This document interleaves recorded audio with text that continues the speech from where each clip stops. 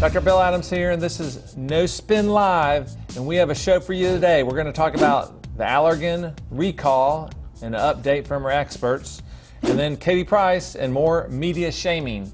And we've got some great doctors and international experts to talk to you and give you some incredible insights into these topics. We got Dr. Adam Hamaway from Princeton, New Jersey. We've got Dr. Richard Baxter from Seattle, Washington, and Dr. Jason Posner from Boca Raton.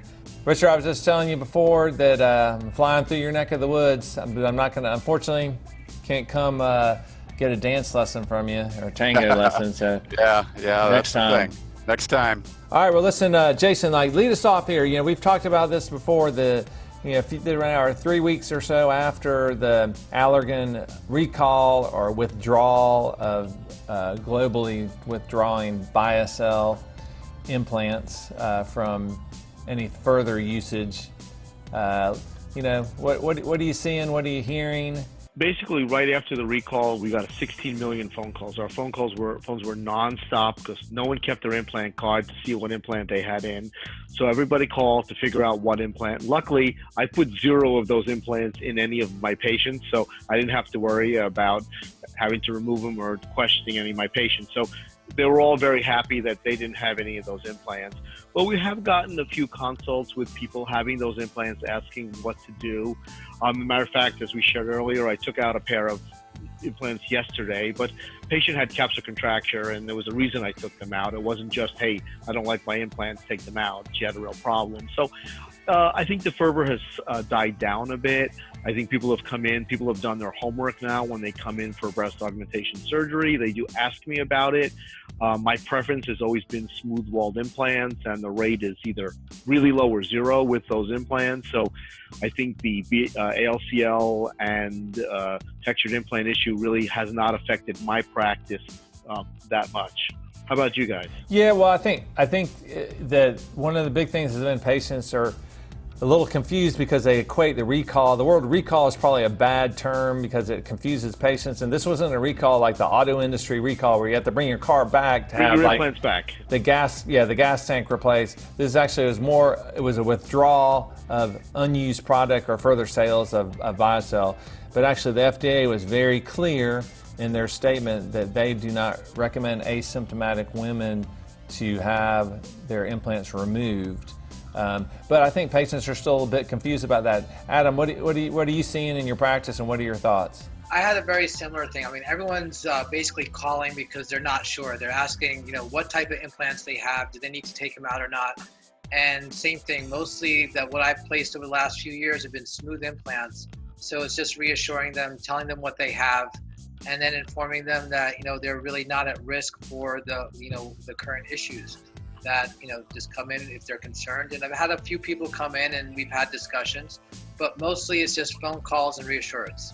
Yeah, Richard, what are you saying? Well, I have a small number of those that I put in because I do think there are indications for using shaped implants sometimes. And we got in touch with all those patients, but also, like you guys, I got a lot of calls, and patients are very confused, and patients are upset, actually. They're scared, and they really need good information, and they're frustrated that they didn't hear about this sooner. Although we've been talking about it for a number of years, it hasn't really kind of trickled out there that much. So we offer them whatever reassurance we can, try to explain to them that the risk is low, and if you know what to watch for, it's treatable. You're going to do a capsulectomy and maybe implant replacement, just like you would for a capsular contracture. But I think, like you guys said, the furor is dying down a little bit. But I think patients are still kind of wondering what to do. Right now, Allergan has offered free set of smooth-walled implants for any patient who wishes to have their Biocell textured implants exchanged. So I think we've gotten a few inquiries from that. But I mean, the broad question is to ask the team here is, if somebody has a pair of Biocell implants in and is having no problems, what do you recommend to that patient if she was your family member?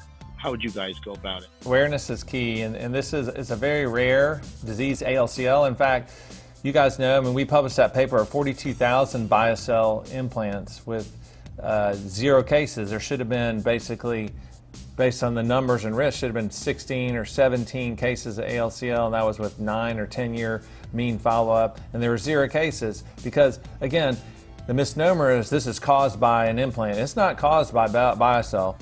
The implant is a passenger in the whole process, but it does provide a very large surface area for other things such as bacteria to live in and cause chronic inflammation. So yeah, absolutely, I agree with Richard. Awareness is an important thing. Patients should know what to watch for. So, enlargement of the breast, new firmness of the breast, pain of the breast, even a rash on the breast that's new. Those are all kind of things that they just need to go in and see their board-certified plastic surgeon and have it evaluated.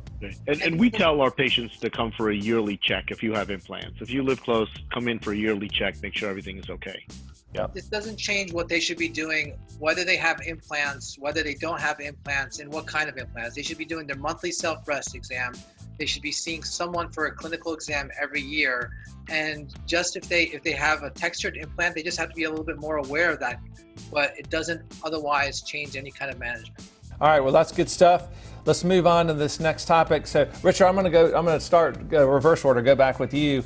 This was on Katie Price, and and it was like showing all these pictures, and kind of saying she had these horrible gashes in her face, and I don't know. I mean, what was your take on that story? I just could not understand what all the fuss was about. They were talking about these peeling off her bandages, and she had pus oozing from her incisions and all this stuff, and it looked really not that bad to me. It looked just like an early result. I saw a little antibiotic ointment that maybe somebody was confusing for pus, but I honestly did not understand why everybody is so worked up about somebody who happens to have a lot of plastic surgery. You think? I mean, she looked like she had a facelift, right? Yeah, she had a facelift, and she was, pictures of her at some recovery resort where she was maybe being out and about more than she should have, more than I would have recommended for, the first week post-op. But, that's between her and her plastic surgeon.